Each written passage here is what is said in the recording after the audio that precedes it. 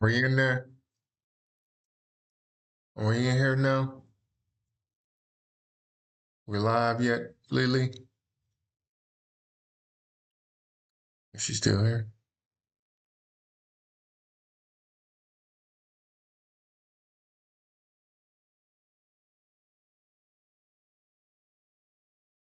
Are we live? Are we live? Are we live? Are we live?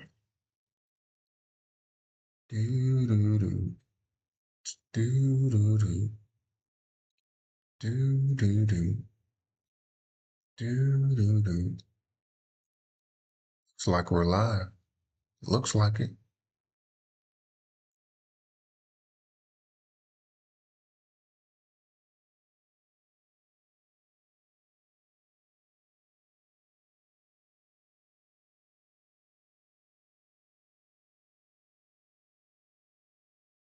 Are we live now?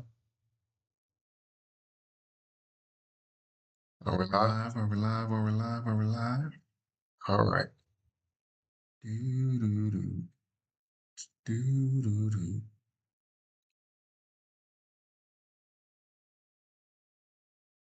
So let's see.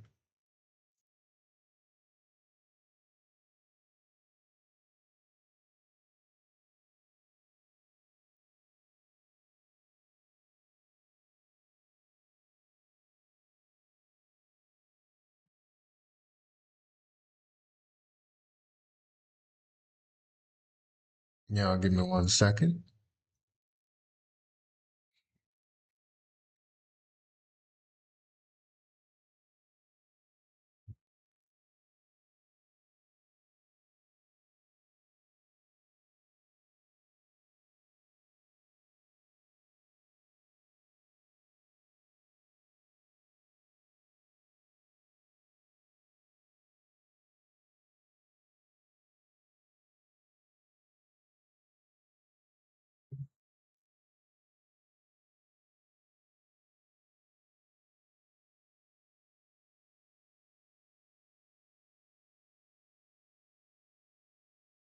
Okay.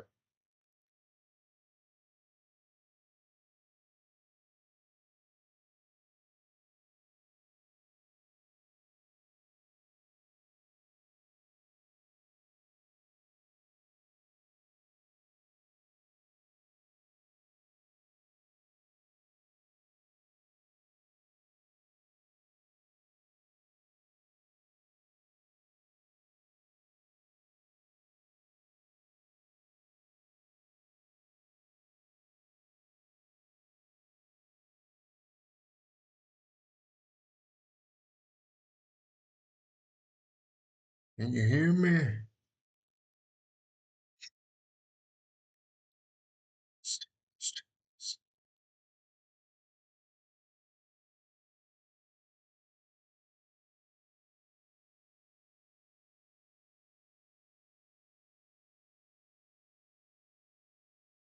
Hey, so how's everybody doing on this Super Bowl Sunday?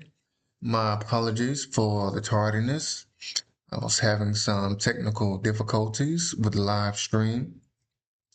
This is just my second one, so bear with me just a little bit. By the third one, I should be up and at it, like a world champ, hopefully. So yeah, but like I said, how are you guys doing on this Super Bowl Sunday? Who you rooting for? I won't be watching because my team isn't in it. We didn't even make the playoffs this year, last year, the year before that.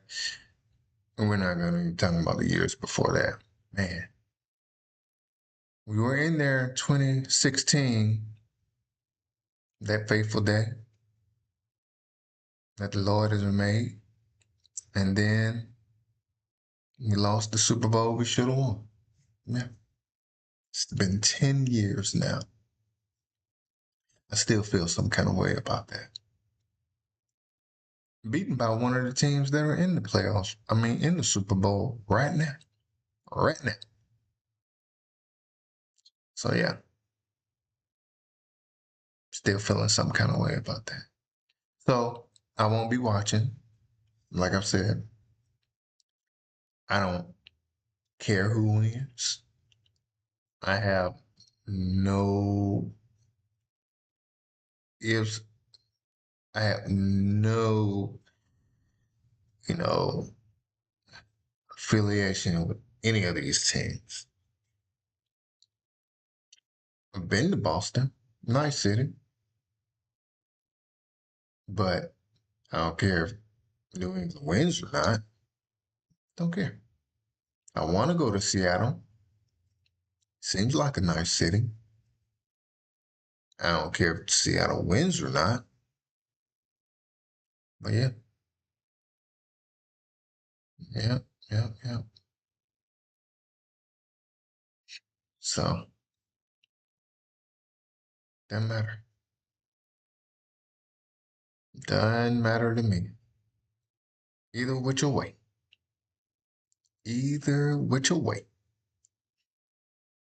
Doesn't matter who wins. So yeah. But like I say, we'll go ahead and get started.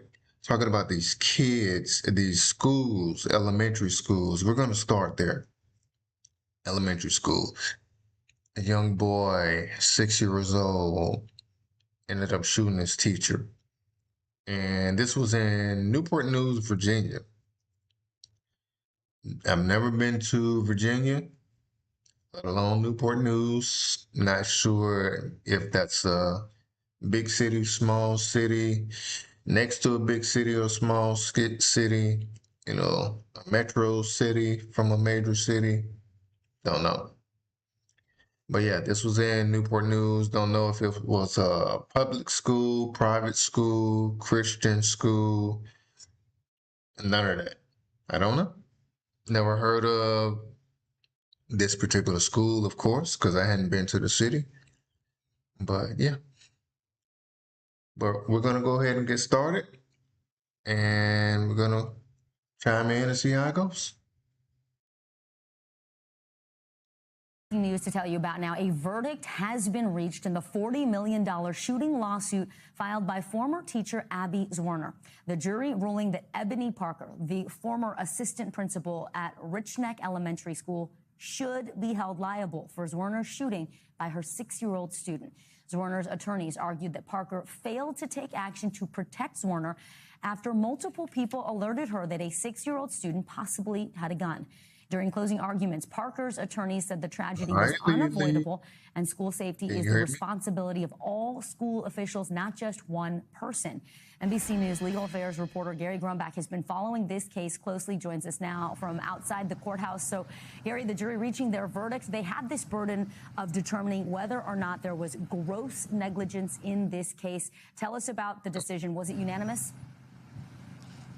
Yeah, it was unanimous, and after 3 hours of deliberating today, after 2 hours of deliberating yesterday, a jury of 4 women and 3 men have come to the decision that they found Dr. Ebony Parker, the assistant principal at Richneck Elementary School, liable and grossly negligent because of her actions or lack of action on that day of January 6, 2023, when Abigail Zwerner was shot by a 6-year-old student in her class. The testimony over the past 2 weeks has been remarkable, has been emotional. Abigail Zwerner taking the stand herself, saying she thought she was going to die after she was shot, and there was a testimony from more than 15 witnesses, many of them saying, the teachers themselves saying, we gave Dr. Ebony Parker a warning that a student had come to us saying there might have been a gun in this student's backpack, there might have been a gun in this student's jacket pocket, and of course there was a gun in possession of that individual. Now, in terms of who is paying this $10 million award, that is what the jury decided, $10 million towards Abigail Zwerner. It is not necessarily going to be Dr. Ebony Parker herself. There is an insurance policy that she is covered under because she is a member of the Newport News School Board. She's covered under this insurance policy, and so that's an important point to note here. But what's an also important point to note here is that Dr. Ebony Parker is not done with the court system yet here. She has a criminal trial starting in just about 2 weeks from now because she is charged here in the Commonwealth of Virginia with 8 counts of criminal child neglect. That's a felony here in the. All right, let me pause this right here because I am not understanding this at all. So the school is being sued. The principal is being charged, ignored repeated warnings that a boy had a gun, ignored warnings that a child was in a violent mood. What's a violent mood for a 6-year-old? Are we talking about a temper tantrum? What is a violent mood for a 6-year-old? Repeated warnings that a boy had a gun, and now she has 8 counts. So meaning something happened 8 times. So did they warn the principal 8 times? And then in those 8 times, did the conversation go like, hey, Principal Parker, there's a boy that has a gun and he's in a violent mood. So this information was passed 8 times. Are we talking about 8 different people within the staff? So how did this communication go about? So the teacher that was in the class, because I'm trying to understand. So the teacher that was in the class told the principal. Did she leave the class to tell the principal? So she left the kid in school who supposedly had the gun or allegedly had the gun at the time, either in his backpack or in his jacket pocket. And did she leave the class? So she left all the students to go down the hall or however far the principal's office is to tell the school, to tell the principal. Yeah, there's 8 felony counts. Yeah, that's insane to me. So did she leave the class is my question. If she did not leave the class, did she text the principal while she was in the class? So let's see. She texted the principal. That's one. She texted another staff member, and that staff member texted the principal. So that's 2 counts now. The staff member that the teacher texted initially texted another staff member or another teacher, and that teacher texted the principal. So we're talking about 3 counts. So is that how this is going? So nobody, not a single soul, decided to call the police. How far was this supposed to go before somebody either called the police or checked the boy's bag? You can't really get into, well, laws are pretty funny. Well, laws are pretty funny when it comes to kids because you can't technically search kids or search people. That's normally a law enforcement kind of thing. So, but if we're talking about protecting the lives of other people, then we're talking about there's a number of heights you can go to in order to protect a number, vast number. So, one being lethal force. So now we're talking about protecting others, protecting yourself, especially protecting others as an authority figure. You may very well have the right to search a bag and that person. But I'm trying to figure out too, I'm wondering too, what is a violent mood for a 6-year-old? Did 6-year-old say he was gonna shoot somebody? Did he say he was gonna harm somebody, hurt somebody? Was he having a temper tantrum? Was he acting out, talking loud, cussing at the class, being a class clown? 6-year-olds can be class clowns. They really can. So yeah, I'm just 8 felony counts. That is a bit much. that is a bit much for me. The state of Virginia, and that is significant because if she is found and convicted, found guilty on those 8 counts, the insurance policy may not actually stand if in fact she is convicted. The insurance policy they may say you can't actually be covered because you are now a convicted felon. So there's a lot of steps to go through here. As they were awaiting the verdict, Abigail Zerner's family was holding hands, they were hugging, they were right inside the second row, right behind Abigail Zerner herself. She let out a big smile when she saw the verdict. So a significant moment here today at this Newport News courthouse here, Becky. Gary, so $10 million awarded of the $40 million that was sought in this lawsuit. Can the former assistant principal, Ebony Parker, appeal this decision? And have we heard from her after this? So she certainly can appeal the decision. That is something that would go to the Circuit Court of Appeals here in the Commonwealth of Virginia. In terms of hearing from her, she was actually walked out by a bailiff to the back door of the courtroom, so we don't expect to see her. We do expect to hear from Zwerner and her team in just a few minutes, about a camera right near me here. So we'll see when that does in fact happen. They're, of course, going to be pleased with this, but they understand that this is very likely not the end of the road. This is a very emotionally charged moment. And also, this is a big moment when it comes to precedent, right? Individuals that are not the shooter getting charged involved with the shooting. And I think that's a very significant point here. We saw this with the Crumbleys, and now we're seeing it here with Dr. Ebony Parker. That's a good point. We have seen it with parents, and now we're seeing it with school leaders.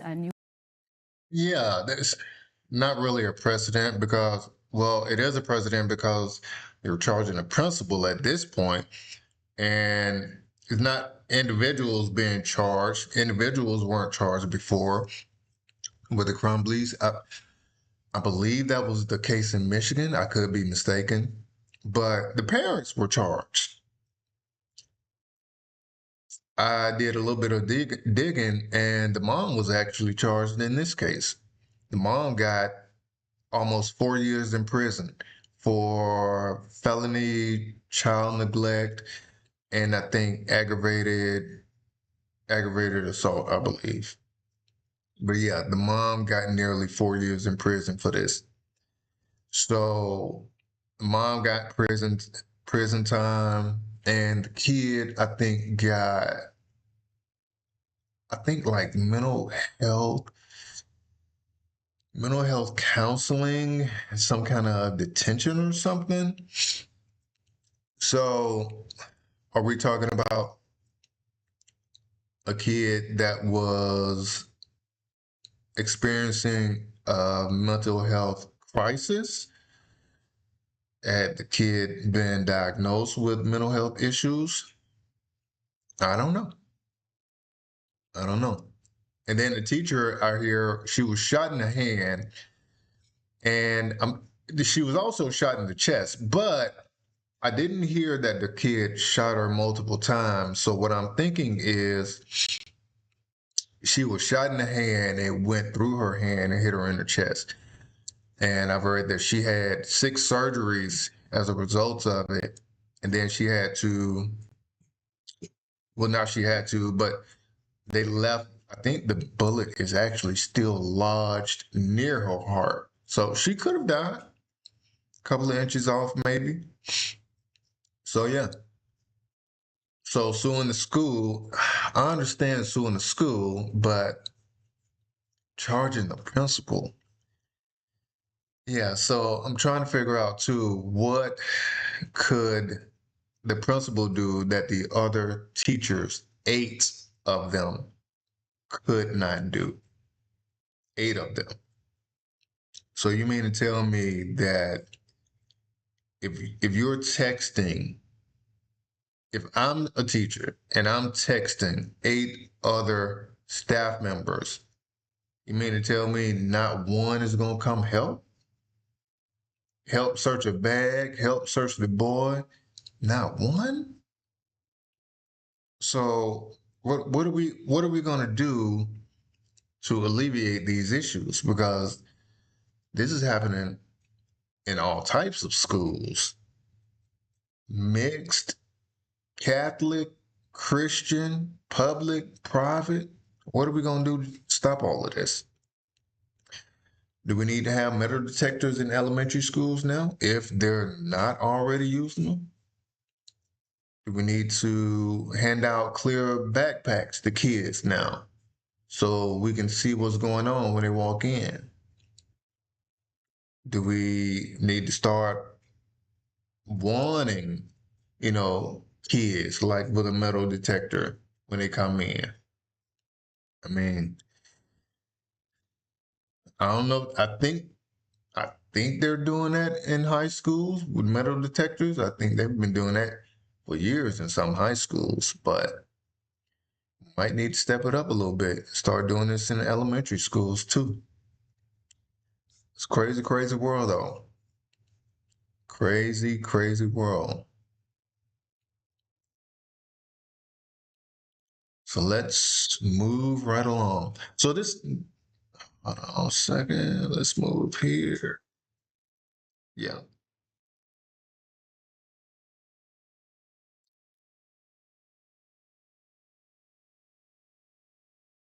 Yeah, I think very much so. Too many adults fail to act. Very much so.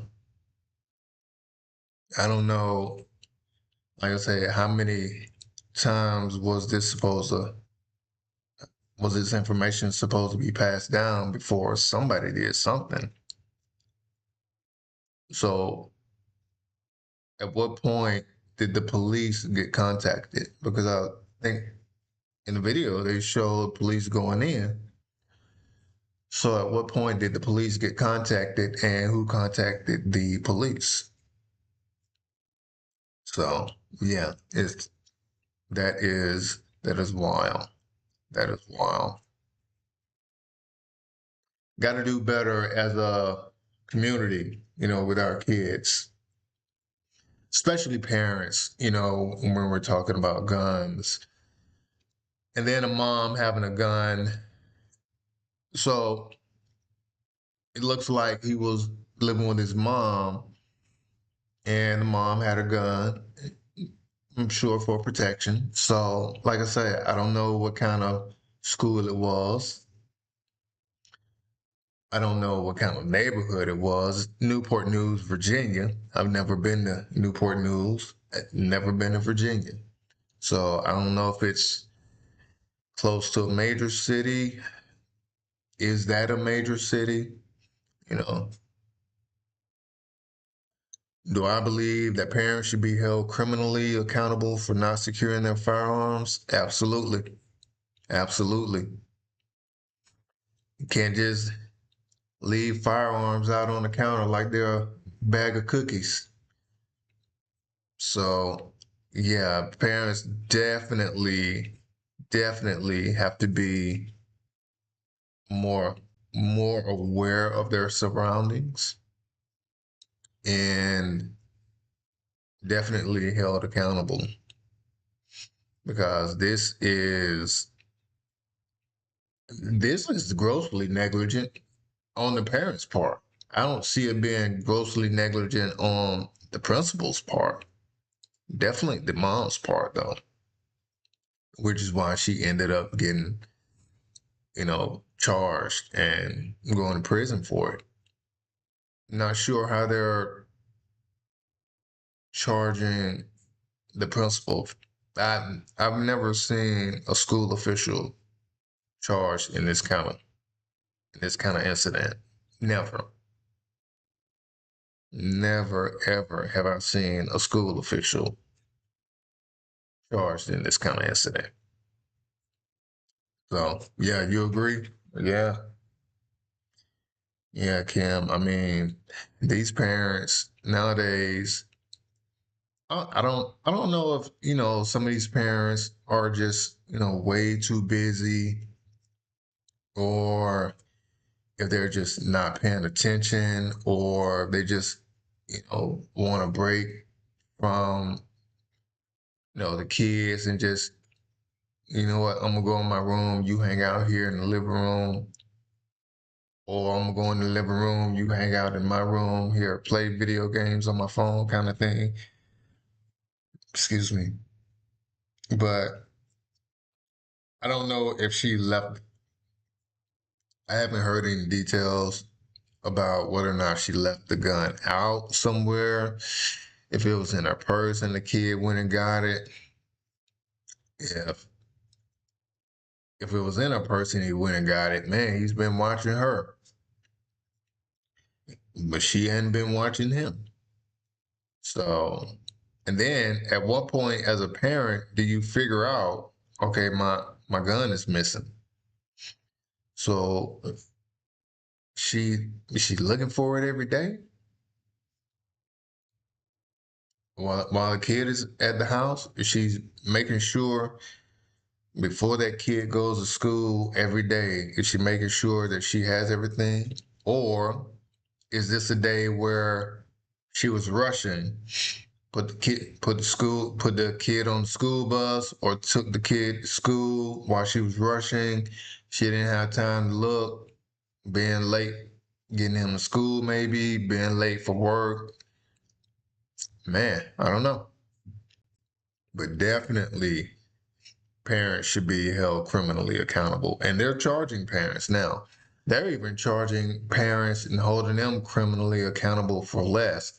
I know somewhere around, I think it was actually New Year's Eve, where here in Atlanta, in Atlantic Station, popular area in what is that, Midtown? Yeah, popular area in Midtown Atlanta, where, students were, I mean, high school kids, just a bunch of teenagers, like hundreds of them, out there firing firearms, pistols in the air, shooting, all kind of things. And then parents were arrested because of that. So, yeah, definitely parents should be held criminally accountable. Give me 1 second.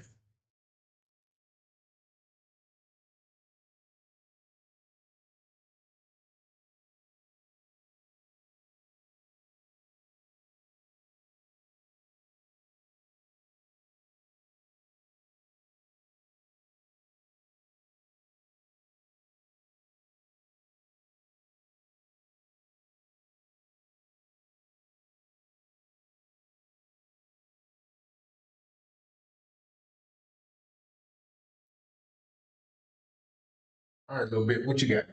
Go. Come on. Come on. Let's go. Come on. Come on. Get ready. Good girl. Good girl.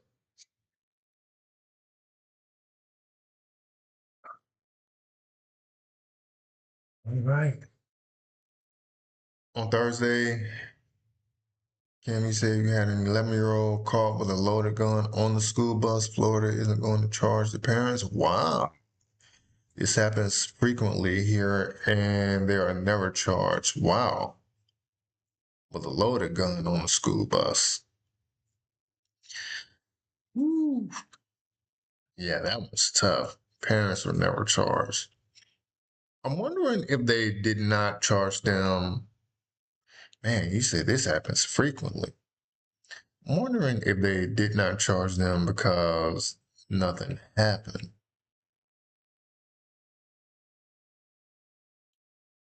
Hmm.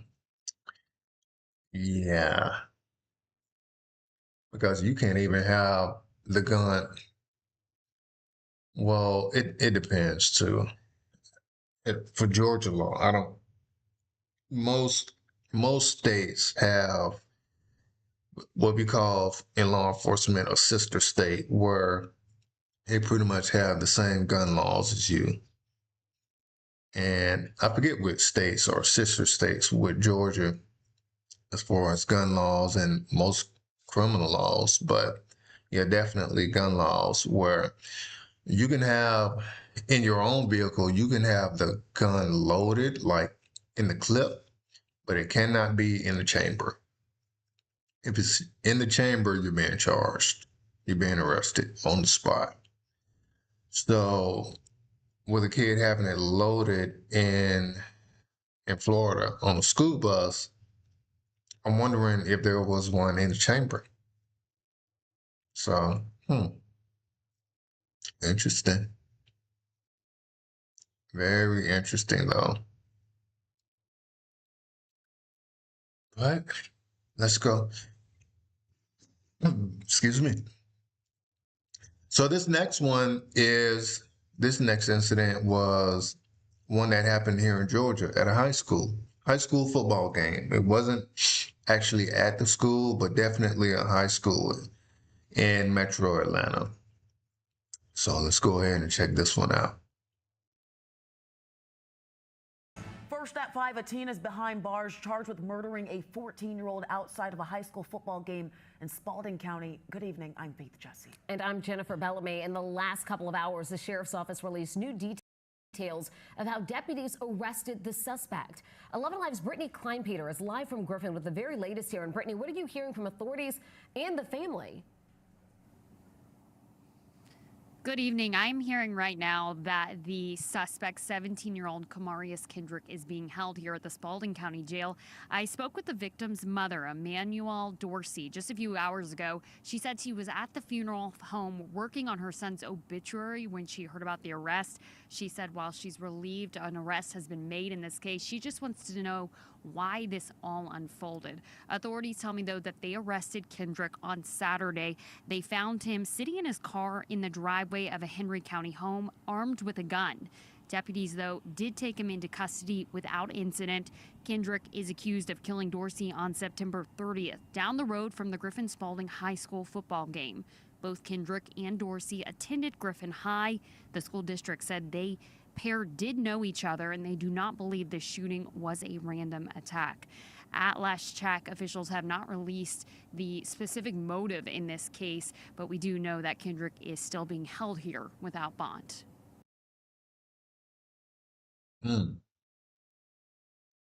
So, the teenager.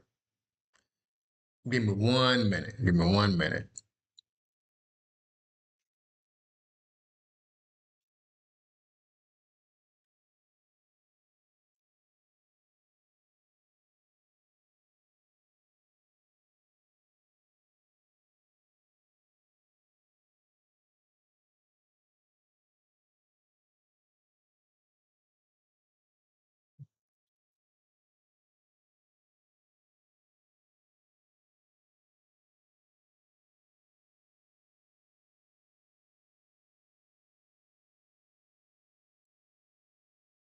All right, so that student, 17 years old, in a high school here in Metro Atlanta, ended up shooting and ending a 14-year-old, both gang members. It's at a high school football game. So this happened, I think, a couple of years ago. So just recently, the 17-year-old, who's now 19, I believe, was in court. And here's how that went. Let's get out to Doug Evans with this conviction, Doug. And what is next for this community and that family? Hey, Tom, good afternoon, everybody. Listen, talk about a baby-faced gangster. Take a look at Kamarius Kendrick from his mugshot from a couple of years ago when Fox 5 originally covered this case back in 2023. Prosecutors would depict him in court as a stone-cold killer, unremorseful, even at trial, they told me today. And he will spend the rest of his life in prison for murder without the possibility of parole, and also 85 years tacked on to that. He's accused of killing Emmanuel Dorsey, a 14-year-old freshman at... Whoa, whoa, whoa. Life without parole, without the possibility of parole, plus 85 years. There we go with those football numbers. 85 years. 85-yard play. Gone. 85 plus 85. No remorse, even at trial. 2 years later, no remorse. 2 years later, no remorse. I'll tell you like this though. From my days in law enforcement, starting out working at the jail, did 4 years at the jail, then got promoted to deputy, did 7 years on the road, and then went back to the jail as a sergeant after I got promoted. Did some time training as a FTO, field training new deputies. I will tell you this though. I will tell you this. In the near 15 years that I've been in law enforcement, or that I was in law enforcement, talking to max inmates on down to the ones that are in jail for traffic crimes, failure to appear on a traffic ticket, from the rooter to the tutor, top to the bottom. I've talked to all of them. Only one out of the thousands of inmates I've talked to, only one has told me that he would do it again as far as deleting somebody if it meant feeding his family. Only one out of the thousands that I've talked to. He was the only one. And he was in there for murder. The rest of them, man, I wish I hadn't done it. Man, I'm so tired of doing this time. I wish they would just go on and send me down the road. Down the road meaning prison. Because they get tired of working they get tired of being in the jail. The jail is more strict than prison. Prison, they can walk around, do what they want. Man, yeah. You get a chance, I think they can smoke cigarettes in prison. They go out on the yard, play ball. I don't think they still allow them to lift weights and work out in prisons like they depict on, TV shows and movies. But man, can you say you're shocked because here in Florida, a teen cannot get life without parole for murder, even if he's tried as an adult? Ooh, that law was changed a few years ago. Teen cannot get life without parole, even if tried as an adult. Yeah, here in Georgia, they are playing no games. They are playing no games.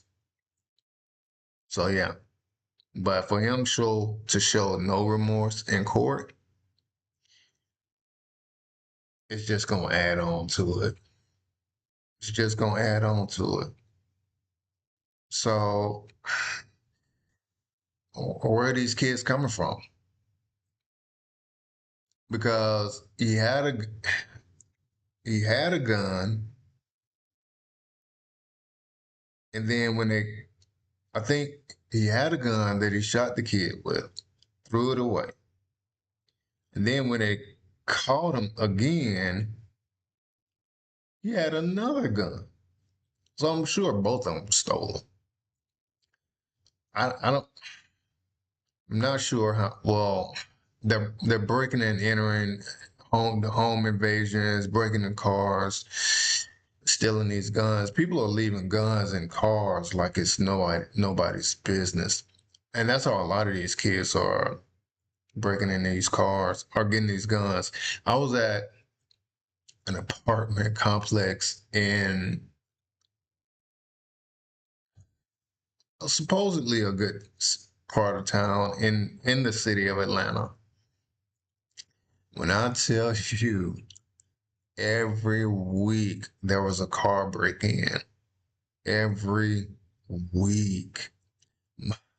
My car didn't get, broken into, but any car that looked like they had something, man, they were hitting them up.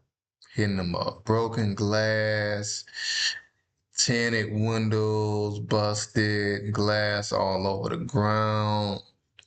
And it did not help that the apartment complex for months had the gate broken. Months at a time. Broken for 3 months, fixed for 1. Broken again for another 3, fixed for 2. Just time after time, gates broken. So, yeah, these kids are breaking into a bunch of cars. They'll go by pulling on car doors. It got to a point where at my complex, where a lady's truck was broken into. She had a pickup truck. She put a sign on the window on her. Where did she put this sign? On her driver's side rear window. Put a sign up. Please do not break in my window. I don't have tint. You can see inside my car. I don't have anything in here. The next week, I think they broke her window, trying to break in her car. So, yeah. Yeah, Kim. Georgia is not playing. They're not playing. So, yeah. Spalding High back in 2023 after a rival football game there at the stadium in Griffin between Griffin High and Spalding High. Kendrick accused of opening fire on a group of people there and then going on the run for 8 days. The prosecutor told me today that he ditched the murder weapon during that time, but when they found him in Clayton County 8 days later, he had another weapon, this one capable of automatic fire. They said had been modified, a semi-automatic handgun that had been modified to operate, they said, much like a machine gun. So this kid, he's now 19, will spend the rest of his life in prison. I talked to the prosecutor as well as the chief deputy prosecutor here, Kate Linhart, about the case just a few minutes ago. I think the nature of the crime was key. I mean, it was a very, very violent crime. The ages of both the shooter and the victim were young. I believe the victim at the time of the crime was 14 years old. The shooter was 17. So I think that struck a nerve with the jury. It's a gang-related case, which, you know, we're just combating down there in Spalding County. And I think jurors are just fed up with it. They hear this over and over and over, and they've just had it with this kind of thing. What played for the jury in terms of the victim, 14 years old? And it seems to me that Yep, absolutely had a switch on there. Down there to get him away from gang violence. That's correct. He had Definitely only been in another Griffin about charge. 3 weeks, had been moved from Clayton County to live with family in Spalding County just because of the violence in their neighborhood. Yeah, let's talk about the victim a little bit. Emmanuel Dorsey, 14 years old at the time. His family had moved him from Clayton County. He'd only been in Griffin 3 weeks before he was killed. They moved him from Clayton because his family told Fox 5 at the time, that they were worried about gang violence in Clayton. So they moved him to Spalding County, and then he is killed in gang violence there 3 weeks later outside this football game in September of 2023. As you heard Acting DA David Studdard say, gang violence has been a problem for many years down in Spalding County. I can tell you here on Fox 5, we have covered a number of cases of gang violence in the Griffin-Spalding area. Tom? It's incredible, Doug, how the tentacles of gang violence reach to a community like the one you're in Spalding County. And I thought your question to the district attorney and the prosecutor there about, you know, the victim in all of this, how young that individual was, 14 years old, and the sort of the punctuation mark on putting this guy away for the rest of his life, really.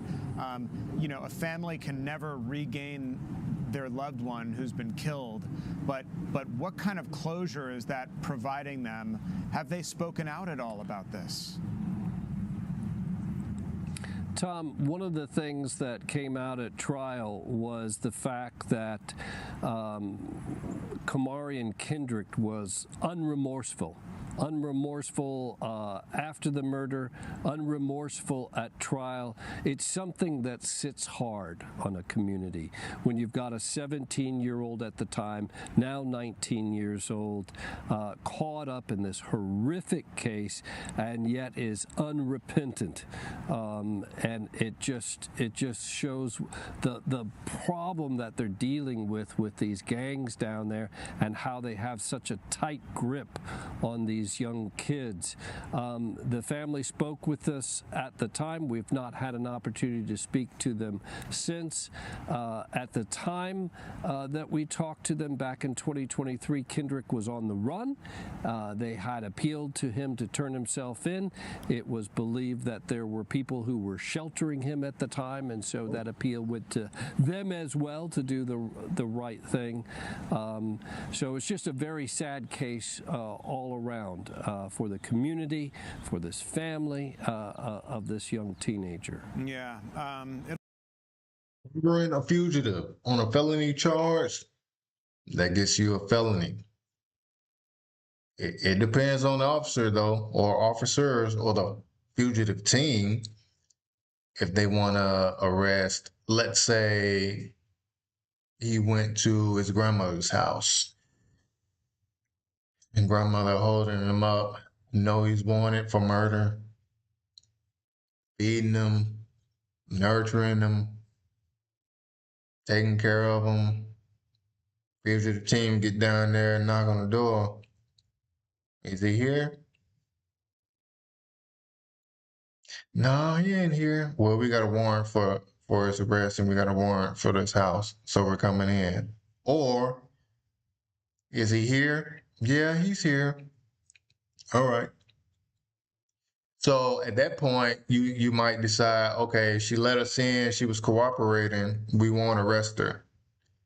Or if she gives you trouble and you go in anyway, or you see him and you go in anyway, you can decide, hey, do we want to lock grandmama up on felony murder, on harboring a fugitive? You want to let grandma slide this time. We know that's her baby. Yeah. It'll be interesting and perhaps for us to talk about here another time, Doug, but what communities and police forces and jurisdictions like Spalding County are doing if gang violence is such a problem to try to penetrate and crack down on these gangs to bring them under some sort of control.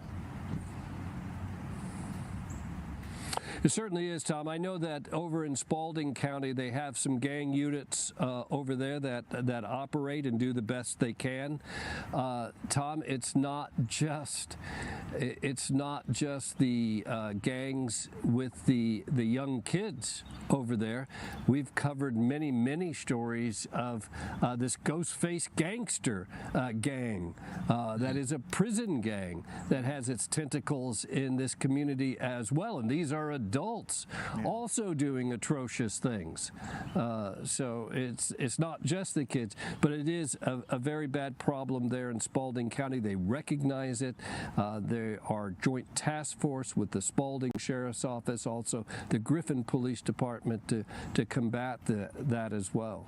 Well, we're glad this case has finally concluded and that convicted murderer now is going to face justice and, as you said, spend the rest of his life behind bars. Doug Evans. Another young soul gone to a senseless act of violence.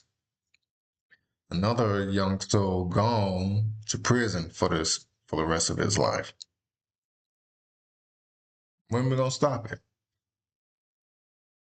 When we're gonna, make better decisions? When the parents are gonna make better decisions to be part of the kids' lives? When we gonna get back to taking a village to raise a child? So it'll keep going until we stop. We as men and women in our community stop the senseless baby making, and I don't want to raise them, you raise them. I don't want to pay for them, you pay for them.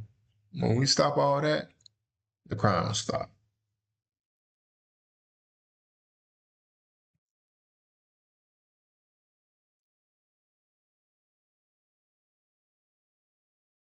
Let's get to the money. All right, so let's pick it up a little bit. Those were, a couple of sad moments. Young people, involving young people and guns and gangs. So let's talk a little bit about the money. Joe Budden on his podcast the other day was talking about $6 grand a month and if it's enough. So let's go ahead and check this out. Something to y'all that I saw. I think it'll be interesting from a wealth management firm. Just about mindset and lifestyle as it equates to money consumption. Okay. And the different brackets, right? I thought this was really, really, really interesting. Feel free to stop me at any point if a sentence or word speaks to you or you have something to say about it. Okay. Because I just think all of it is interesting. What your income level actually means. All right. Low income, under $1,500 a month. Every expense feels urgent. Planning feels impossible. Stability is fragile. Money here is about getting through the month. Anything interesting there? Been there. Yeah, that's what stands out to me. Ooh, Been that there. planning thing? Yeah. Nigga, I had to call out of work. You can't plan. You can't. What you can? Yeah, Yeah, had ain't no gas. Had to call out of work. Plan. You got to go to the grocery store and buy according to how much you can spend that day. Exactly. Yeah, man. Stably paid, $3,000 to $4,500 per month. Needs are covered. Progress feels slow. Saving feels difficult. You're surviving, not building. Okay. Let me see, $3,000 to $4,500. Yeah, you ain't building shit, nigga. And they ain't living in North Jersey, New no, York. the funny part, depending on where you live. Tough, let me stop you real feels quick. Slow, yeah. When you start to talk regionally, Yeah. that 3,000 to 4,500 in certain areas in the country, You can live off that. You'll be fine. Yeah. you look okay. like a king. But in certain areas of not king, but You in looking certain good. areas of the country, that's the $1,500 bracket. Yep. Yeah. Yeah. But we don't have to dwell on keep Yeah, regionality. you can go. Middle class, $4,500 to $6,000. All right, so hold on. Let's pause right there. 1,500. Low income, three grand to 4,500. So we're talking about, let's say, roughly $1,000 a week, $2,000 a month. I mean, $2,000 every 2 weeks if you're getting paid every 2 weeks. $4,000 a month. Let's say a lot of teachers are getting paid monthly. I don't know if that's around the country, but I know here in Georgia, a lot of teachers were getting paid monthly, and I don't know if they're still doing that or not. But $4,000 a month, $1,000 a week. Yeah, you're cutting it close. Cutting it close. Cutting it real close. $1,000 per month. Routine expenses are manageable.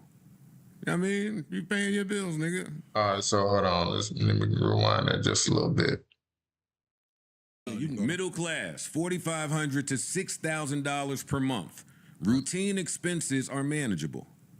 I mean, you paying your bills, nigga. Lifestyle inflation creeps in. That's a thing. That's where all of us lose our girl. if you, I'm gonna start nigga explaining this to y'all in case you're not really understanding what some of this stuff. That's where all us fight with our girl. It's rapping niggas. Lifestyle inflation creeps in. Rapping niggas done bought us some shoes that was $1,200. Raises don't feel life changing. Money stress shifts but doesn't disappear.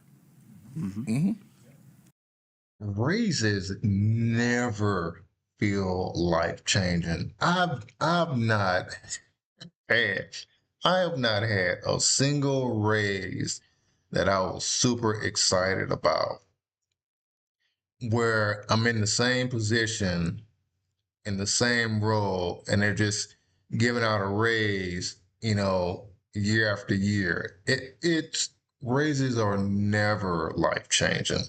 The only time it feels like a raise is life changing is when for me, the only time it felt like a raise was life changing was when I got a promotion. That's it. That is it. That's the only time. And then with the promotion, if you're able to do overtime and work a few extra hours or work an extra day and during the week, yeah, it feels a little bit of life changing then, because you can probably make an extra grand or two, on a monthly basis. But I've never had it where a raise just felt life changing for me. Never. Yeah, $6,000 a month. Yeah. 4,500. I get it. Comfortable. $6,000 to $9,000 a month. More flexibility, more decisions, more responsibility. Money becomes about balance, not survival. Okay. Okay. I follow. Yeah, I'm following. Any thoughts? That word comfortable is so relative. Yeah, it's not. Any words that are jumping out to y'all so far? No. Not yet. $6,000 to $9,000. $6,000 to $9,000. It depends on what your expenses are. I would say, let's say $6,000 a month. Let's say after taxes, $6,000 a month, 12 months, $72,000. So let's say taxes are somewhere around 25%. So just do a ballpark number. We'll say 25%. 25% off $100,000 is $75,000. So $6,000 a month being 72, you're pretty much right at $100,000 a year gross. And then of course you're being taxed, and now you're bringing home $6,000 a month. But what are we talking about with expenses? Because at $6,000 a month, you want a couple of nice things, and you don't want people trying to take those couple of nice things, like a nice car, nice jewelry, maybe a nice watch, a nice apartment, or a nice house. So what? Average apartments in nice neighborhoods are minimum? 1,500? Is that what we're talking? Minimum 1,500 on apartment living in decent neighborhoods. But apartment prices can go up. They do go up every year. I mean, that's customary. That's known. But starting out, you got some apartments in better neighborhoods, $2,000, 2,500, $3,000 apartments. Yeah. So what are the apartments like in Florida? Cam, how much of those are beach apartments in Florida? Like $4,000 or $5,000? So now we're talking about $6,000 not being enough for anything.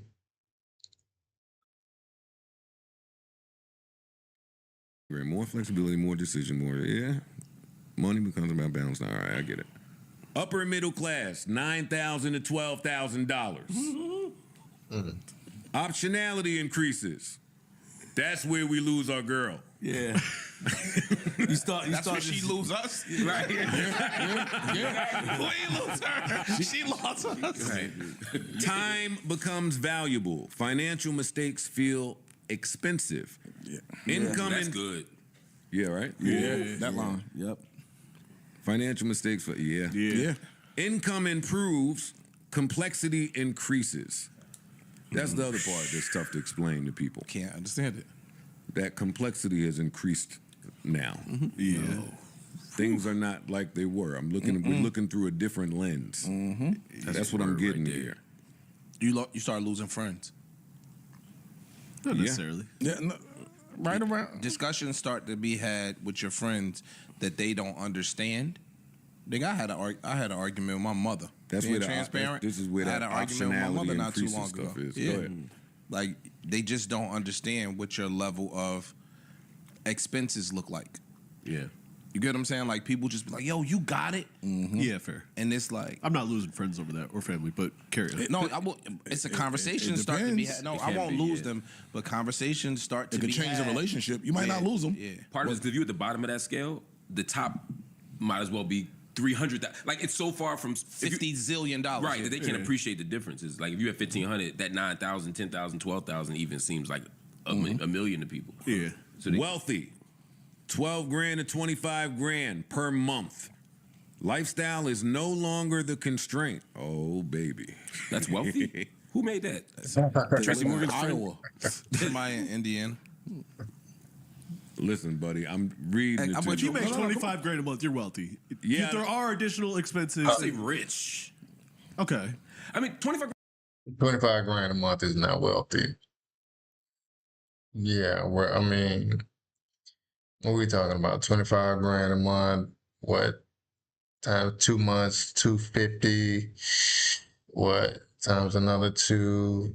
We were talking about what? 300 grand a year? Is that what it is? 25, 2 more months, 50 grand, no, 250. Yeah, we're talking about 300 grand a year. You're not wealthy. I don't even know if you're rich. I don't know. I haven't reached that point yet. Would love to get there though. I'm working on it. 25 grand a month. Yeah, I don't think that's wealthy. And he mentioned, what was that?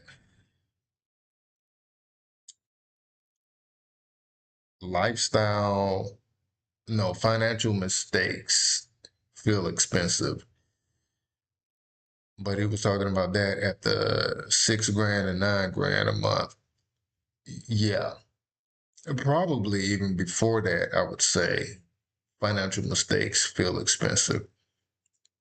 But losing friends, it depends. If you're telling friends how much you make, that's why you don't really tell all your friends how much you make. Someone will ask, but then when you start showing it off, someone will see. Showing off your new Porsche or your new expensive watch, telling them you moved in a new neighborhood, all that kind of stuff. Yeah. Even friends will start asking for more money or asking for money. And like you said, you got it. No, I don't have it because I'm spending it on me and my family. I ain't got it. grand a month is like 280,000. Or, no, Yeah, shit ain't no. I'm at That's a lot 300,000 a of year. money, man. That's a lot of fucking money. Would you call somebody who makes 300,000 wealthy though? No. That just feels like a. You're not stretch. even rich. Depending on where you live. We only talking Depending about on here. where you live. You're kind of rich. Anyway. Well, in the dictionary, rich and wealthy kind of are synonymous. Okay. But I think a lot of us were raised to believe that wealth is greater than Yeah, like it's intergenerational. like it's money that you, rich. that's how I think about wealth as opposed to rich. The Chris Rock joke. And then Yeah, there's nigga exactly. rich. Oh, true. Right. Now that we all are. Just look at our. And you say around 1,800 for a 1-bedroom in a less than desirable community. Yeah, sounds about right. Sounds about right. 1,800 for a 1-bedroom in a less than desirable community. Yeah. So in those desirable communities, what?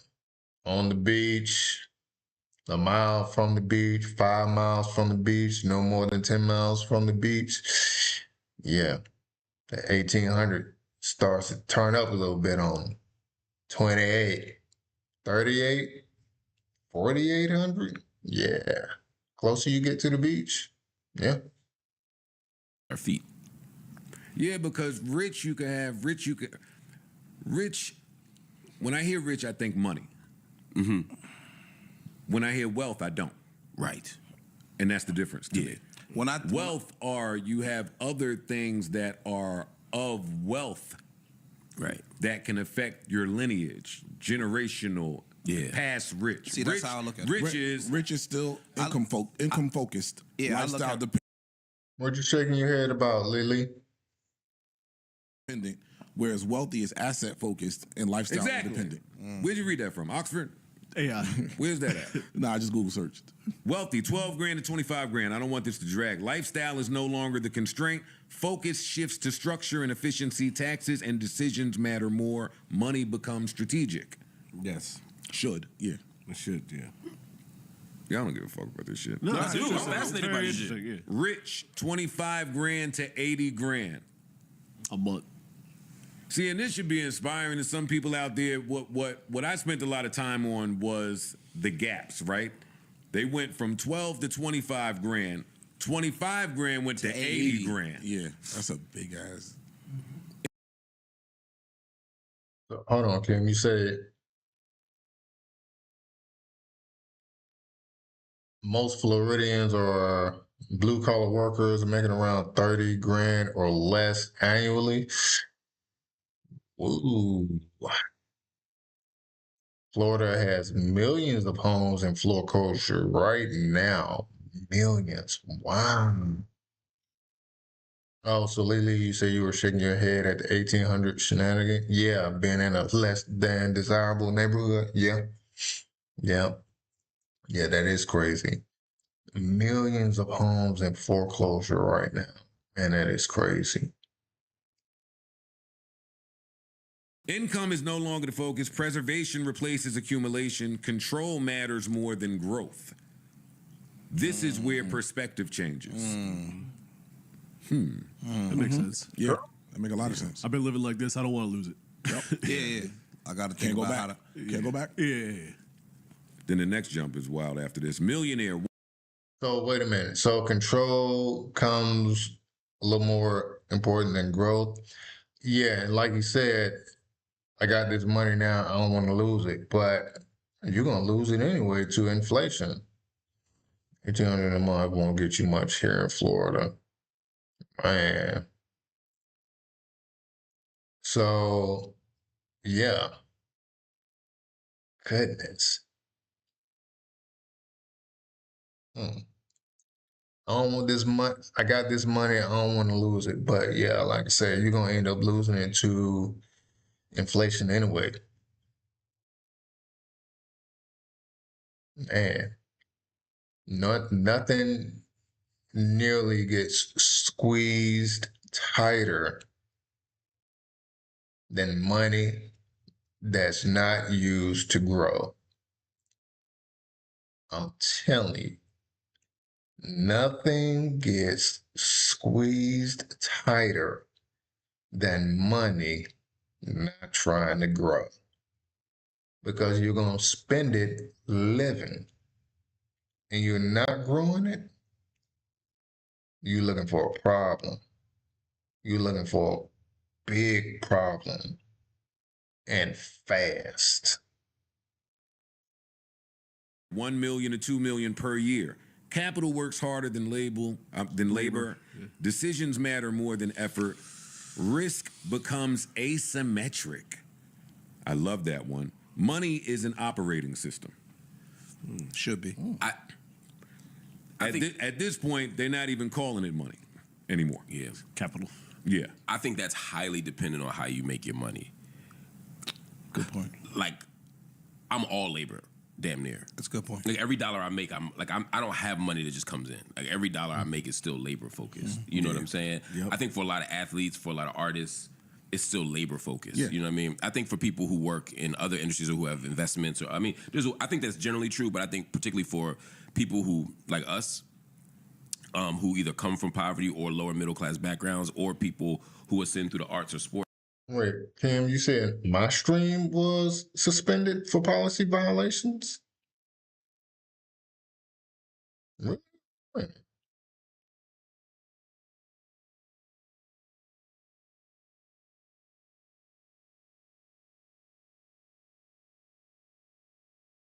Hmm.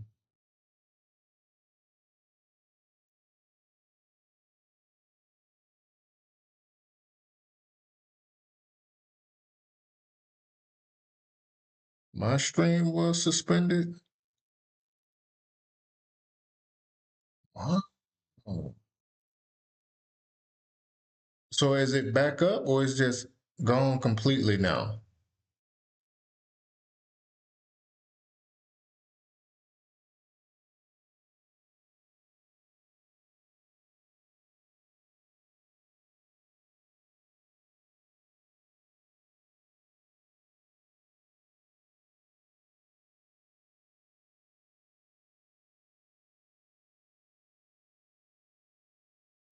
Hmm.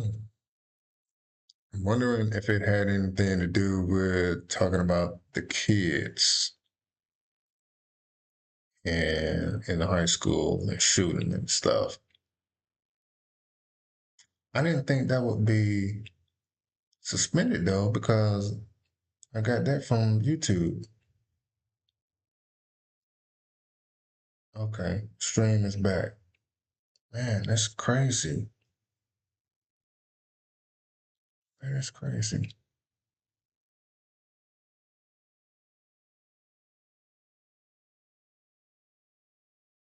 Hmm. I have to check and see what that violation was. See what happened. My guess is it was about the kids. That's just my wild guess. Sports, I think that's different. I think, at least at the beginning stage, I think you still eat what you kill. Unfortunately, and that's like, I'm not even talking about myself, but when I talk to people, that diversification is so important because you never know when you're going to blow your knee out. You never know when this going to happen. You never know when that's going to happen. So when I talk to people, I've even told you, like, yo, dog, you got to start putting money in other places so that if you do happen to lose your job, like when you lost your job, you was fucked up. You know what I'm saying? So when you do lose your job, bro, you've made enough money that you could put some shit in play that when nobody's controlling, if somebody controls how you eat, they control the ability to starve you. And so we got to start thinking about some of that shit when we start getting a level of income to put it in other places that make more money for us. You got to make that money work. New Joe Biden. Yep, gotta make that money work. Yeah, somebody control how you eat, they control how you live pretty much. That's all jobs there. All of them are in control. So yeah. 6 grand being enough? It depends. 6 grand depends. 6 grand a month depends on how you living. Depends on where you are. Like they mentioned, like in some regions, New York and California, 6 grand might not be enough. Florida, like you say, Kim, 1,800 for less than desirable. Somewhere you want to, feel safe, feel comfortable, walking paths, good schools, great neighborhoods. Talking about what, maybe at least 2,500. So yeah. So they restored their stream immediately. You think it was narrow? I'll see. I'm sure they'll give me a notification. I don't see a notification yet, but they may or may not, send me a message or something. So I'll see. I'll see what's going on. But my guess is it was caught a kid because of the kids. I think YouTube gets a little sensitive about kids for, apparent reasons. But like I say, I pulled these videos straight off YouTube. They were already on YouTube. So I'm just reacting and commenting to videos they already let stay up. It said the same thing for you a few minutes ago, Lily, and again now it was suspended. All right, this is crazy. All right, so I'll see what's going on with YouTube. But that's going to be it for the day. Thank you guys for showing up. Thank you for coming, chiming in. Always a pleasure talking to you. And we'll see how the next one goes. 3 million subscribers. Loaded.